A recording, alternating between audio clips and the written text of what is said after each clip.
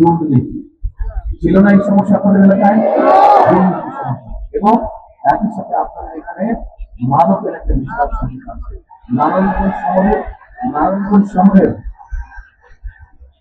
নারায়ণগঞ্জ শহরের 20টা স্পট আছে যেখানে এই মাদক ব্যবসা হয়।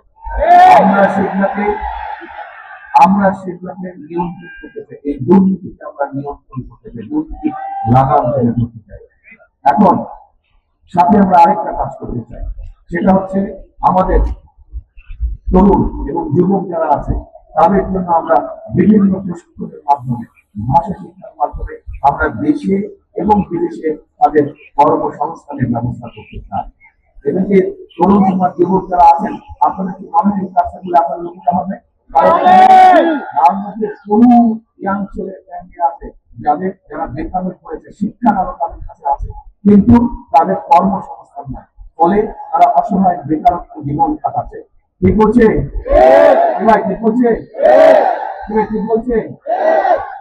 ঠিক বললাম? এখন আরেকটা সমস্যা আছে, এখানে যারা কৃষি কাজ করেন, আপনারা অনেকেই হাত তুলেছেন। শহীদ রাষ্ট্রপতি জিয়া রহমানের সময় একটি মানুষের পছন্দের একটি প্রকল্প ছিল, বলেন তো কে? লাল টাকা। এখানকার অনেক নদীর নালা খাল বিল বন্ধ হয়ে গেছে, ফলে শহরের মধ্যে সহ বিভিন্ন ধরনের জলবদ্ধতা হয়। একটি কৃষ্ণদের সামনে আপনাদের চলাফেরা করতে কষ্ট হয় না? ঠিক বললাম না ভুল বললাম?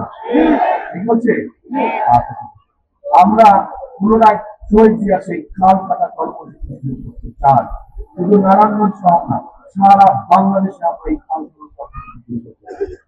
12 তারিখে যদি আপনাদের পরিকল্পনা, আমি তো আমার পরিকল্পনা বললাম, আপনাকে আপনাদের পরিকল্পনা বললেন 12 তারিখে, সেই পরিকল্পনা যদি আপনারা ধানি শিখে জয়যুক্ত করতে পারেন, ইনশাআল্লাহ 12 থেকে বিএনপি সরকার গঠন করতে পারে, আমি আপনাদের কাছে আসবো খাল কাটা কর্মসূচিতে আমি অংশগ্রহণ করবো। কে কে যাবেন আমার সাথে?